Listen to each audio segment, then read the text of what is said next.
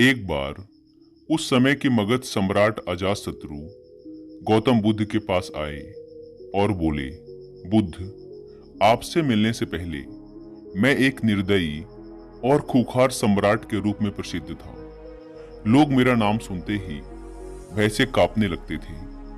मैं किसी की जान लेने से पहले एक पल के लिए भी नहीं सोचता था और छोटी छोटी गलतियों के लिए भी अपराधियों को मृत्युदंड की सजा सुना देता था। लोग मुझे मृत्यु का दूसरा रूप मानते थे और पड़ोसी राज्य हमेशा इसी खौफ में रहते थे कि पता नहीं मैं कब उन पे हमला करके उन्हें बर्बाद कर दूं, जैसा मैंने वैशाली गणराज्य के साथ किया था। कोई भी राज्य मेरे खिलाफ षड्यंत्र रचने या मगध पे हमला करने के बारे में सोच भी नहीं सकता था। लेकिन मैं जब से आपकी शरण में आया हूं और आपके अहिंसा के विचारों को जीवन में अपनाया है, तब से लोगों के बीच मेरा भय बिल्कुल ही खत्म हो गया है। मेरे राज्य में अपराधियों की संख्या बढ़ गई है। रोज नित्य नए अपराध होते हैं। मेरे सेनापति और मंत्री मेरे और मेरे परिवार के खिलाफ षड्यंत्र रचते हैं। पड़ोसी राज्य मगध साम्राज्य की सीमाओं की जमीन पर कब्जा करने की कोशिश करते हैं और मगध के व्यापारियों के व्यापार में बाधा उत्पन्न करते हैं। सम्राट अजातशत्रु ने आगे कहा, बुद्ध, मैं आपके अहिंसा के विचारों को समझता हूं, लेकिन मेरे मन में एक प्रश्न है।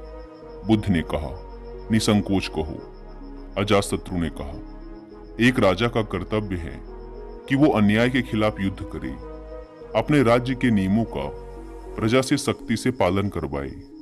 लेकिन इसमें अहिंसा होगी, लोगों को दुख दर्द होगा, खून बहेगा। तो क्या एक अपराधी को दंड देना अनुचित है? क्या अपने राज्य के लिए, अपनी संपत्ति के लिए, अपने परिवार की सुरक्षा के लिए युद्ध करना गलत है? बुद्ध ने कहा, अजातशत्रु, इस प्रश्न का उत्तर देने से पहले मैं तुम्हें एक कहानी सुनाना चाहता हूं। एक बार की बात है, एक गांव में एक बहुत ही विषैला सर्प रहता था। उसने ना जाने अब तक कितने ही लोगों को काट कर मौत के घाट उतार दिया था। वह जिस वृक्ष में रहता था, लोग उस वृक्ष के पास से गुजरने से भी डरते थे। बच्चे उसके नीचे खेलने के बारे में सोचते भी नहीं थे। फिर एक दिन उसी रास्ते से एक भिक्षु गुजरा और आराम करने के लिए उसी वृक्ष के नीचे बैठ गया। भिक्षु को बैठा देख सर्प उसे काटने के लिए नीचे आया, लेकिन सर्प को आता देख भिक्षु तनिक भी नहीं घबराया। वह पूरे शांत चित्त के साथ वहीं बैठा रहा। यह देख सर्प को बड़ा आश्चर्य हुआ। वह अपनी जीभ बाहर निकालते हुए बोला, मैं एक बहुत ही जहरीला सर्प हूं, क्या तुम्हें मौत से डर नहीं लगता? भिक्षु ने कहा, मैं जीवन और मृत्यु से ऊपर उठ चुका हूं, अब मुझे किसी भी चीज से डर नहीं लगता। भिक्षु ने सर्प को उपदेश दिया कि जो तुम कर रहे हो वो हिंसा है। तुम्हारे काटने से लोगों को बहुत पीड़ा होती है और कई बार तो उनकी मृत्यु भी हो जाती है। भिक्षु की बातें सुन सर्प के अंदर वैराग्य जागा। उसने निश्चय किया कि वो आज के बाद किसी को नुकसान नहीं पहुंचाएगा, किसी को नहीं काटेगा। सर्प अहिंसक हो गया है। सर्प ने काटना छोड़ दिया है। धीरे धीरे ये खबर पूरे गांव में फैल गई। इसके बाद लोगों ने सर्प से डरना ही छोड़ दिया। लोग उसे छेड़ते, बच्चे बेवजह ही उसके पूंछ में पैर रख देते, उसे पत्थर मारते, लेकिन सर्प किसी को नुकसान नहीं पहुंचाता। उसने कीड़े मकोड़ों को भी खाना छोड़ दिया था। रात में कुछ घास फूस खा लेता और सुबह आक्रमण का सामना करता। भूख और पीड़ा से वह बिल्कुल कमजोर हो गया था। उसका शरीर इतना घायल हो गया था कि गांव वाले उसे एक रस्सी से ज्यादा और कुछ नहीं समझते थे। फिर एक दिन वही भिक्षु दोबारा उसी रास्ते से गुजरा। उसने सर्प की ये दुर्गति देखी तो बड़ा दुखी हुआ। सर्प को औषधि लगाते हुए उसने पूछा, तुम्हारी ये दुर्दशा कैसे हुई? सर्प ने कहा, तुम्हारी बातें सुनने के बाद मेरे अंदर वैराग्य जागा और मैंने काटना छोड़ दिया। यह सुन भिक्षु हंसा और बोला, मैंने तुझे काटने से मना किया था, लेकिन तू अपने सर्प स्वभाव से कैसे विमुख हो गया? तूने फुसकारना क्यों छोड़ दिया? बुद्ध ने आगे कहा, किसी भी बात की अति, अहिंसा की भी अति, अगर ध्यान से देखें तो हिंसक बन जाती है। अजातशत्रु, अपराधियों में तुम्हारा भय होना ही चाहिए और उन्हें उनके अपराध की सजा भी मिलनी चाहिए, परंतु ध्यान रहे, न्याय करने वाला अपनी निजी शत्रुता के कारण किसी को दंड ना दे, बल्कि अपराधी को उसके अपराध और दुष्कर्मों की सजा ही मिलनी चाहिए। यदि क्रोध, लोभ और ईर्ष्या बीच में आ जाएगी तो न्याय ना हो पाएगा। बुराई को भलाई से जीतो। यदि बुराई भलाई पर हावी होने लगी तो मनुष्यता का नाश होगा। यदि बुराई को हटाने के लिए युद्ध भी करना पड़े तो वो भी करो, लेकिन कभी भी उस युद्ध के कारण तुम स्वयं ना बनो। यदि करना ही पड़े तो सिर्फ सही उद्देश्य के लिए ही करो। अजातशत्रु ने बुद्ध के सामने हाथ जोड़ लिए और कहा, बुद्ध, आपकी इन बातों ने मेरे अंदर के सारे प्रश्न, सारी उथल पुथल को शांत कर दिया है। धन्य हुए भाग्य मेरे जो आप मेरे जीवन में पधारे। इसके बाद अजातशत्रु बुद्ध से आज्ञा ले राजमहल वापस चले जाते हैं। दोस्तों, अब बात करते हैं कि आखिर अच्छे लोगों के साथ ही बुरा क्यों होता है।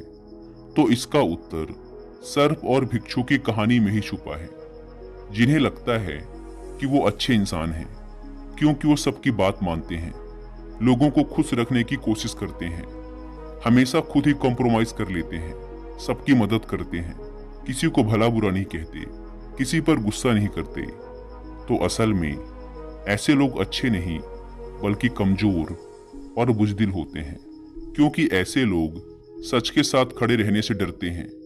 वो लोगों की नज़रों में अच्छा बनने और लोगों से अपनी तारीफ सुनने की कोशिश में गलत होता देखते हुए भी चुप रहते हैं, क्योंकि उन्हें इस बात का डर रहता है कि अगर मैंने उसके खिलाफ बोल दिया तो उससे मेरे संबंध खराब हो जाएंगे, मैं उसकी नज़रों में एक अच्छा इंसान नहीं रह जाऊंगा। ऐसे लोग अच्छा बनने की कोशिश में लोगों की हाँ में हाँ मिलाते रहते हैं, उनकी चापलूसी करते रहते हैं। ये कभी भी अपने अधिकारों के लिए डटकर लड़ नहीं पाते और हमेशा ही खुद की तरफ से कॉम्प्रोमाइज कर लेते हैं और फिर लोगों से कहते फिरते हैं कि मुझे संतुष्टि है, मेरे अंदर धैर्य है, इसीलिए मैं पीछे हट गया। लेकिन असल में ऐसा कुछ नहीं होता। ये बस अपनी बुज़दिली को ढकने और लोगों से सहानुभूति पाने के लिए ये गाना गाते फिरते हैं। ऐसे लोगों को लगता है कि इनकी ऐसी आदतों से लोग इन्हें पसंद करते हैं, इन्हें अच्छा इंसान समझते हैं, इनकी इज्जत करते हैं, लेकिन असल में ऐसा कुछ भी नहीं होता। लोग भले ही इनके मुंह पर कुछ ना बोले, लेकिन समझते सब हैं कि ये इंसान बुज़दिल और कमजोर है, ये अपने विचारों का पक्का नहीं है। और जब भी परिवार व समाज में किसी साहसिक और बड़े कामों को करने का समय आता है तो ऐसे लोगों को हमेशा पीछे ही रखा जाता है, इन्हें कोई नहीं पूछता। ये बस अपने आप में ही अच्छे बने फिरते हैं। तो फिर एक अच्छा इंसान है कौन? एक अच्छा इंसान वो है जो विनम्र तो है लेकिन गलत के आगे नहीं झुकता। वो कॉम्प्रोमाइज भी करता है लेकिन अपने अधिकारों के लिए डटकर खड़ा भी रहता है, जिसके अंदर सच को सच और झूठ को झूठ बोलने की हिम्मत है।